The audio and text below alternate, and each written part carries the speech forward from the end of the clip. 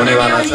अप्ठ्यारो परेर हरण गर्नु भएन, तर विवाह त गर्नै पर्छ नि त। विवाह त यज्ञ हो, संस्कार हो। अब गुरुजनहरूलाई साथमा राखेर अब माला लिएर भगवान् कृष्ण रुक्मिणीको मङ्गलमय हुँदैछ।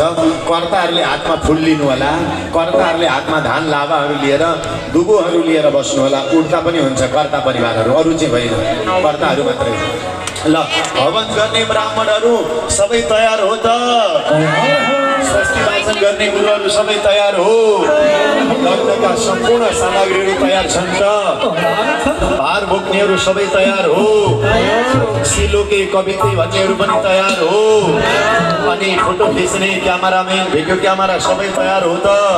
लग्नका सम्पूर्ण सामग्रीहरू तयार छन्। अनि मन्त्र पढ्ने ब्राह्मणहरू पनि तयार हो? स्वयंवरका सम्पूर्ण मालाहरू सर सामग्रीहरू तयार छन् त? अनि भार बोक्नेहरू पनि सबै तयार हो? उसो भए आजको 3 गतेमा शुभ लगन बोल्दै हुँदा चैत्र महिना शुक्ल पक्ष आज पूर्णिमाको दिन, बिहिबारको दिन, आज श्रीमद् भागवत महापुराणको 6मा दिनमा कृष्ण रुक्मिणीको शुभ लगन हो, शुभ लगन हो।